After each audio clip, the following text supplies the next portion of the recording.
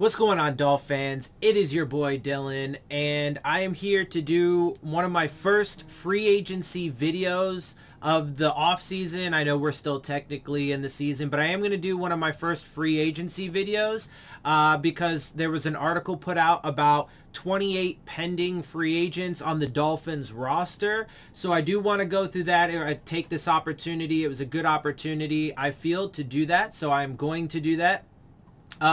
Before I do, though, I also want to just touch on some like a roundup of Dolphins news and notes, including, some updates to the coaching search, etc.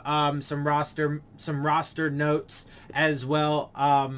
Real quick before I get into that, though, just want to let you guys know that tomorrow I'll be doing a video, the updated playoff situation, right? Because I'm tracking the playoffs. I've been doing some live streams. I'm going to continue to do some live streams. In fact, I have decided that on Saturday I will be doing a live stream for the Titans and Bengals game.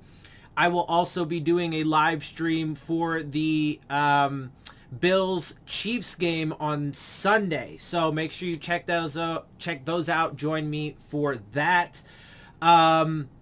Let's see, what else do I got? Oh, and then I'm going to finish up my, recent draft class analysis. The, 6 draft classes, the 6 most recent, the ones under Greer. I'll be doing the 2021 draft. That will be on Thursday, and that'll wrap that up. And then, obviously we'll just continue on from there. Any news and updates that will be significant and relevant, I'll make sure to give you. And with that, that is a perfect segue into, let's go ahead and pop over. So this comes from Alan Pupar, an article he wrote. Miami Dolphins coaching search update, wildcard weekend lessons. I don't really care about that so much. And the roster notes. But let's go through this. All 7 of the coaches that multiple reports have identified as being candidates that the Miami Dolphins want to interview for their head coaching opening were involved in the first round of the NFL playoffs this weekend, though 2 of them will be working Monday night. More than that, Arizona defensive coordinator and former Dolphins assistant Vance Joseph will be facing off directly against another reported candidate, Rams offensive coordinator Thomas Brown. So obviously he wrote this prior to the Monday night game, which obviously got played. The Cardinals got stomped by the Rams. So, and I did a live stream for that game and the Kansas City Steelers game, and both of them were super boring. Because it was super one-sided. I like competitive games, bro. I don't know what to tell you. So, super boring. But anyway, continuing on, the other 5 all were involved in games that might have boosted their stock as head coaches, none more so than coordinators Brian Daboll and Leslie Frazier of the Buffalo Bills. Per multiple reports, a contingent of Dolphins officials were in Buffalo on Sunday to interview both Daboll and Frazier less than 24 hours after the Bills routed the Patriots 47-17 at Highmark Stadium. This is where we note that the Dolphins and Jags are the only teams this offseason who are not announcing completed interviews for head coach and general manager openings, which is interesting. The Bears, for example, already have announced 6 completed interviews, and those included Daboll and former Dolphins head coach Brian Flores, and Frazier is expected to have an interview as well later this week. Daboll was a hot candidate last year, and that certainly hasn't changed, which means the Dolphins are going to have complete competition if he's their choice. A lot has been made of his prior relationship with Tua, and that is one of the intriguing things about him for me. If he is, to be another first-time head coach that the Dolphins end up hiring, is his familiarity and stuff with Tua from their 1 year together at the University of Alabama, and it's certainly possible his final decision will come down to his desire to work with Tua again, or lack thereof if he ultimately decides that Bears quarterback Justin Fields offers more intriguing possibilities. I'll skip this next part. Reggie McKenzie, I do want to talk about this just for a second, because this obviously could be, we don't really hear much about him or Marvin Allen, but they have been, prominent figures in the room with the decision making, particularly when it comes to the draft and personnel and stuff like that.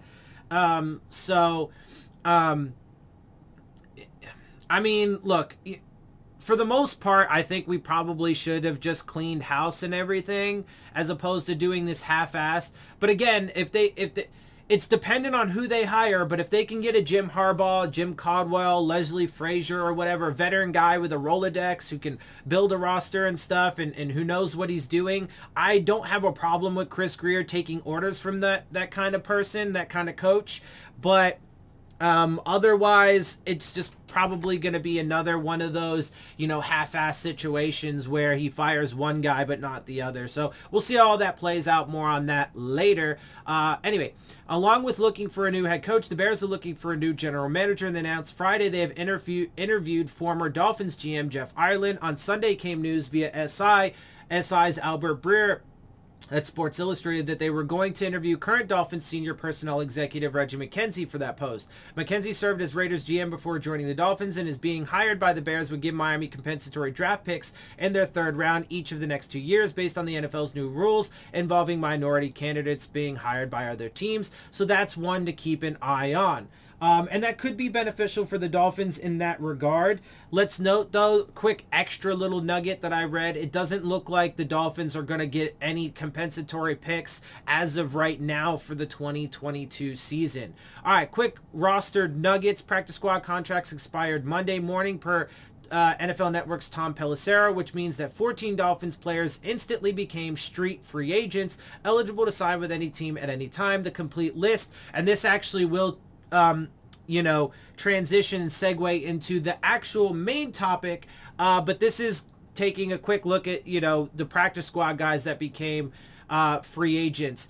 Cornerback Damon Arnett, defensive tackle Andrew Billings, running back Jared Dokes, tackle Roderick Johnson, defensive tackle Benito Jones, quarterback Jake Luton, linebacker Wynton McManus, wide receiver Kirk Merritt, cornerback Chris Milton, center Spencer Pulley, guard Deval Quiros-Nito, center Cameron Tom, wide receiver Tommy Lee Lewis, and running back Jordan Scarlett. Tommy Lee Lewis, I think, got hurt and was put on injured reserve. I don't know how long he's going to be injured. Real quick, obviously names that stand out clearly here. Let's go through what he says real quick. Arnett, former Raiders first round pick who was brought in late in the season. Billings, the former Bengals starter who never was activated from the practice squad despite spending two months with the Dolphins. Dokes, the rookie 7th round pick who also never got a shot in a regular season game. Quiros, who just finished his 3rd season on the Dolphins practice squad, arriving from Brazil. I don't know how long that roster exemption lasts. I don't know if it's unlimited.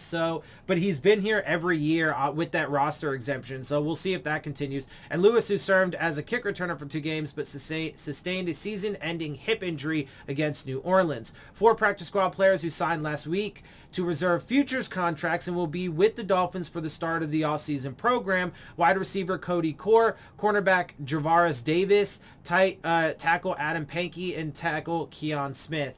All right, just go a couple additional notes. I don't know anything about Cody Core. Javaris Davis, he hasn't really done much. It's kind of whatever. Pankey, I think he sucks. I don't know who Keon Smith is. Nothing really of note there. Obviously, Arnett is a former 1st round pick from the Raiders and stuff. We'll see how that goes. Jared Dokes, what was he, 7th round pick for us. Benito Jones is interesting. Obviously, we'll need a quarterback on the practice squad. We'll see if Jake Luton sticks around or if they got somebody else. I'd like to see Kirk Merritt stick around. Other than that, nothing really of note there. So we are going to take this time now to move on over to the next portion, and really the main portion of this, because this is what is going to be, there are some important names here. So 28 Dolphins that are set to hit free agency in 2022. This is an article from Mike Masala. The Dolphins have finished their 2021 season, and now they'll begin preparing for an important offseason. In 2022, the Dolphins are set to have 28 free agents, including 20 unrestricted free agents, 6 restricted free agents, and 2 exclusive right free agents, according to Over the Cap. It's no guarantee that all these players will become free agents because a few of these guys are candidates to re-sign in Miami, and some should be considered for the franchise tag. Could be considered. However, a fair number of players could have played their last snap with the team. Here are the Dolphins that are set to reach the open market in free agency. First one they go with as an unrestricted free agent, which I believe means he can just straight up walk. I don't know if they actually... It doesn't look like they actually give the, and it's a little confusing, and I can't remember all the specifics between them, but I think it's like restricted is I believe they can just walk. Restricted means I think that I think it means, hold on, exclusive rights. I think the Dolphins get the first chance to give them a tender or something like that. I don't know. I'll look into that a little bit more as we go on, because I am super bad with that, when remembering the differences. I probably should have pulled it up. As a matter of fact, you know what? Unrestricted, god damn it, free agent. Let's see. Free agent. Let's see if Wikipedia can tell us the difference real quick. Yeah, here we go. Unrestricted free agent.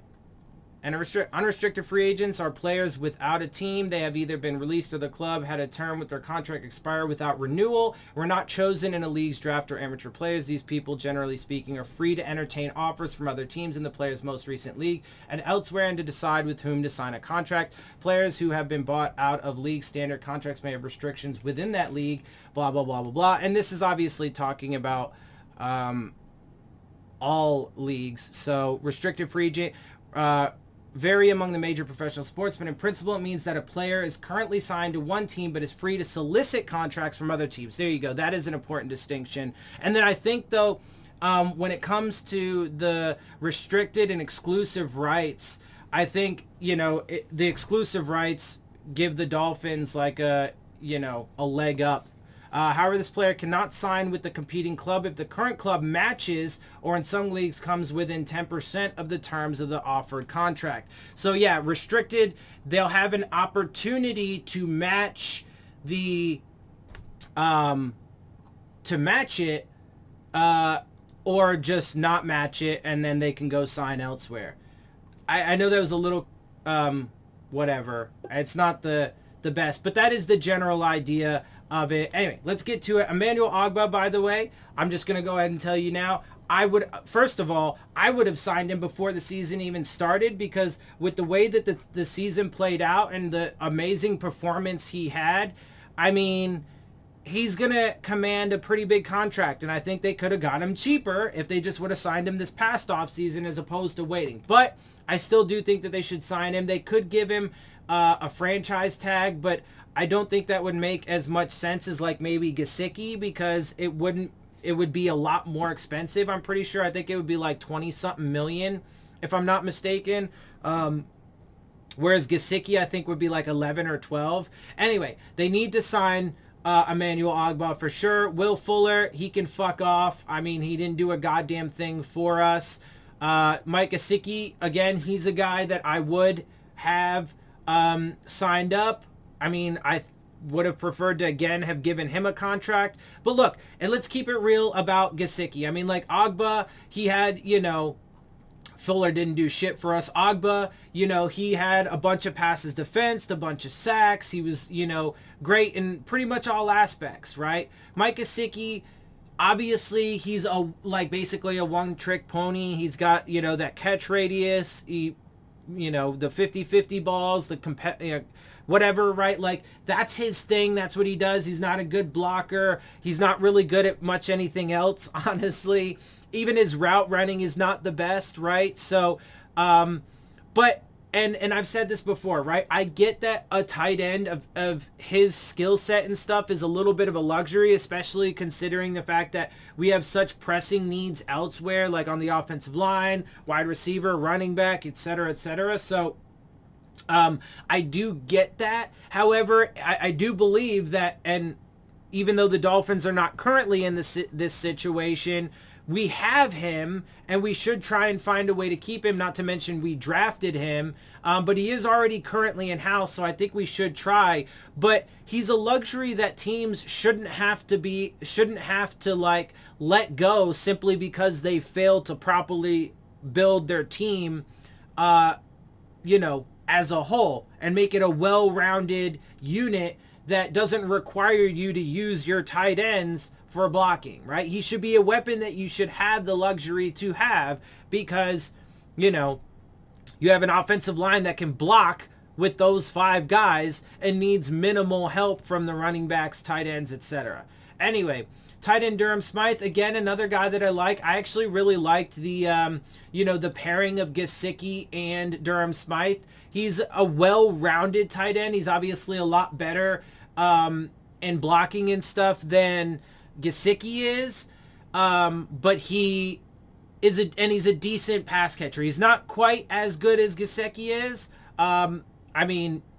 He's not as good as Gesicki is, but he's solid. And now the thing is, though, is obviously they did bring in Hunter Long in this past draft. Obviously, the coaching staff is going to be changing, so there's a little bit of uncertainty up in the air in which way the new coaching staff is going to want to go with all these guys. So, like, if Brian Flores stayed here, and if this coaching staff was, for the most part, going to stay intact, it'd be a little easier to be able to determine what they are going to do. I would keep Durham Smythe around, though. I think these guys are a good, solid, base. I think they're a good, solid baseline, right? You got the elite receiving tight end, and then you got the well-rounded tight end that can do, a little bit of everything, right? I would keep him around. Obviously, another guy that the Dolphins drafted. I think he's given us good production and so on and so forth, so I would keep him. Landon Roberts, honestly, they can let him walk, save that money. He was a Flores guy, although interestingly enough, it looked like at some point he definitely seemed to switch sides and was a Tua supporter, at least when it came to the whole, debacle and division within the locker room of, Flores guys versus Tua guys in that whole matchup between Tua and Flores. But he's just okay. He's getting older. I personally would like to purge out the Patriots way, because it fucking sucks. It doesn't work anywhere outside New England.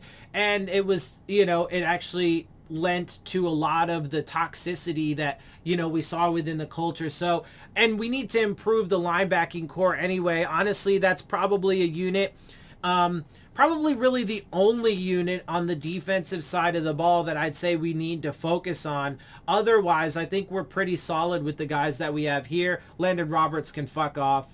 Don't get me wrong. I like him. As a dude. I have nothing against him personally, but I think we could probably save that money and use it. It'd be better spent elsewhere. And so he is an undrafted free, or I'm not undrafted, unrestricted free agent. Nick Needham is a restricted free agent. He's another guy that has, was brought in here. He was an undrafted guy, if I'm not mistaken. And he really has risen up the ranks and has become a solid player for us, especially because early on in his career, even though he had flashes, he would get a lot of penalties and stuff. And he's definitely cleaned that up, and a guy that I think that the Dolphins should 100% bring back.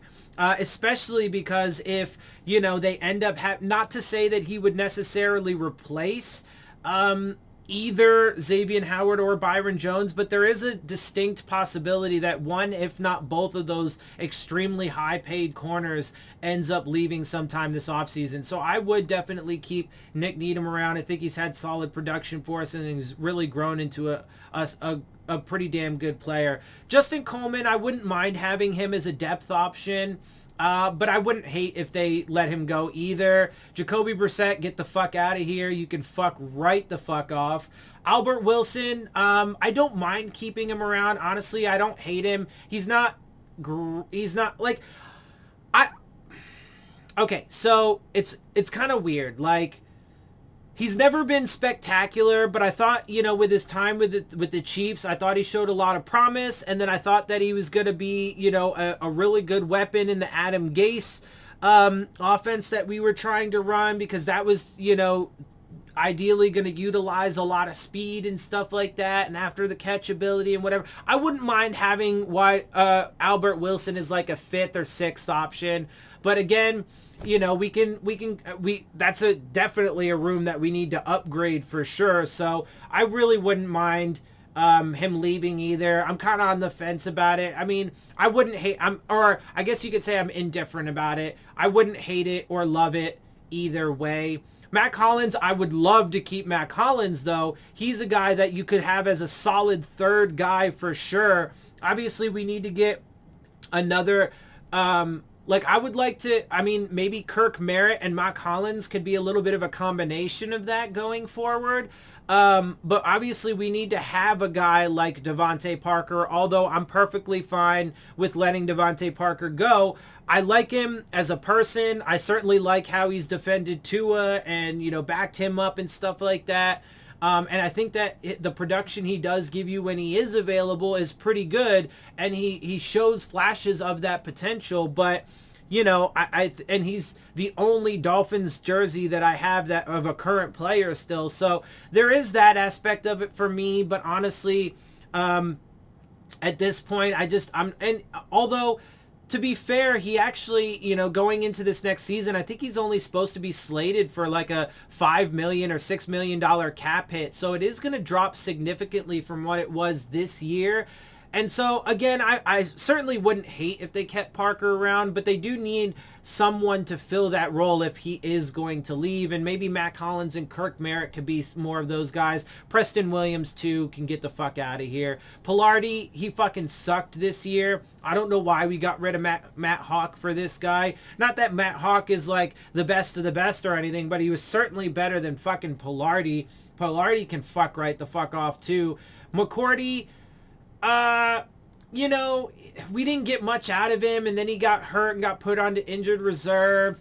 I'd let him go, save that money, honestly, and better spent elsewhere, especially with our young safeties, Brandon Jones and Javon Holland, really coming into their own and looking like they're going to be a good tandem going forward for years to come.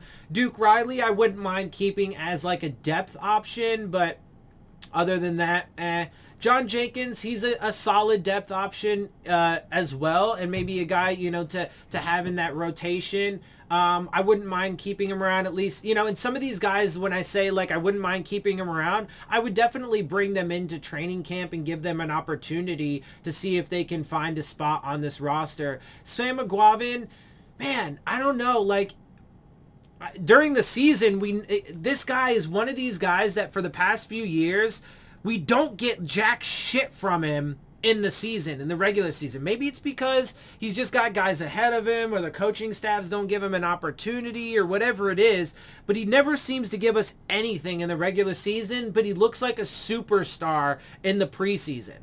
It's ridiculous. So anyway, he's just one of those guys, I guess. Greg Mance, he can fuck off. We definitely need to overhaul, especially because I would like to, although, I mean, it depends, I guess, on what they do, but I mean, Dieter's probably going to be the guy going forward. He is a young player that has probably more upside, and he was a guy that was drafted here. So I would probably overall say fuck Greg Mance, and he can fuck off, especially if you end up going and getting a veteran center somewhere in free agency, which we will talk about more later. So overall, I'd say Greg Mance can fuck off. Preston Williams, so much potential. Dude just can't stay on the field. He can go. As far as I'm concerned, Ahmed, I mean, listen, so when it comes to the run, if they did it how I would want them to do it, I would say Duke Johnson and Phillip Lindsay should be your top two building blocks. And then Gaskin would edge out Ahmed because he was drafted here. And I still want them to go out and get like the guy kind of running back, right? Like a top tier, you know, every down kind of running back. Does that mean I necessarily want them to give him, you know, an every snap kind of workload? No, I actually still would like them to sprinkle in some of these other guys, especially in like certain situations like, you know, Duke Johnson and Phillip Lindsay. And so Ahmed would just kind of like, you know, fall down the depth chart. Although I, again, wouldn't mind having him in training camp at the very least. And it depends, too, on which direction they decide to go and how they decide to address that position. Brendan Scarlett, meh. He can basically fuck off. Phillip Lindsay, yes. Keep him around. In fact, I actually wouldn't even mind giving Phillip Lindsay maybe a 2-year contract. Give him a couple years. And see if he can, especially with the new coaching staff, get back to that level that he played at with the Broncos. So I love his passion. I love his heart and stuff like that. I love the way he runs. So again, and he's one of the top building blocks for me when it comes to this running back room. So I absolutely would keep him. Duke Johnson, same thing. Again, those are my top two guys for the running back room. So I think these guys, they have to keep. They got to find a way to make sure that they stay with the team. Even if it's like a 1 or 2 year contract. Isaiah Ford, he's interesting. We obviously did draft him a few years ago. He seems to just always find his way to stick around, and he actually has given us okay production as like a sixth guy or whatever. So I wouldn't mind him sticking around, but I wouldn't hate him leaving ultimately either. Malcolm Brown, he didn't really impress me with his time here. I wasn't really big on the signing to begin with. They can let him go, save that money. Patrick Laird, same thing. I mean, like, he seems like a nice guy and everything, and he showed some flashes in the past. But, I mean, at this point, the room is kind of crowded, and especially if they do bring in another guy, especially via the draft, how I want them to. I'd love them to take a Breece Hall in the first round if they can manage that, but we'll see how that goes. Sheldrick Redwine, he can fuck off. He was mostly special teams for us. Vince Beagle, yeah, he can fuck off too. Jamal Perry, he can definitely fuck off. Elijah Campbell, I love that he kind of outed Flores when Flores said to the media, Elijah Campbell kind of outed Flores to the media when Flores said after the trade deadline and before the Texans game that they were going to play an entirely different brand of football, kind of, you know, exposing Flores a little bit more. But other than that, I mean, whatever, maybe he'll stick around for special teams, and that looks like to be about it. So yeah, that is a quick run through of the Dolphins, and we'll talk about this more obviously as things go on, and as free agency goes through, and especially once we get into position by position breakdowns, which I do intend to do this season. I am going to be diving even further into free agency and the draft than I have ever before, because I am constantly trying to grow, evolve, and put out a better product for you guys. So with that, I am going to go ahead and wrap this up. By the way, you know, I know it's a little dark in my background right now, or, you know, particularly on this side, but it is what it is. I actually got a new light, one of those LED rings that I have in front of me now, and I think overall it actually is creating a better lighting scheme, and I may figure something out for that later, especially because pretty soon my background is going to change rather significantly. I have a couple, two different Miami Dolphins backdrops. One that is going to replace this lovely picture behind me, as lovely as it is, and then one that I'm actually going to use and basically cover up my entire like closet / shelving, you know, area over here, so you won't see none of this mess anymore, and it'll just be a Dolphins backdrop, and then there'll be a Dolphins backdrop here. So I am, again, always trying to find ways to improve and make my content better and better for you. So hope you guys like it, hope you appreciate it. With that, I am going to wrap this up. Before I do, make sure you check out the Rave On Sports App, the new fan-driven sports app for all your sports, whether it be basketball, baseball, football, college, whatever you like, they got it, and they are looking to enhance your game day experience with live play-by-play coverage, live chats with other fans and content creators like myself, as well as providing you with an arena to dispute all of the terrible officiating. And make sure you look for the links to that in the description box. And with that, I'm going to get out of here. I hope you guys appreciate my perspective. If you do, make sure you hit the subscribe button. Make sure you hit the like button. Make sure you hit the bell if you want to get the alerts. Share my channel and videos with your friends and family. Leave your questions, comments, and concerns down in the comment section. And of course, as always, follow me on Twitter at DillonTartaro, as well as on Instagram at Dolphins_with_Dillon. And with that, I am out. I'll see y'all soon. Fins up.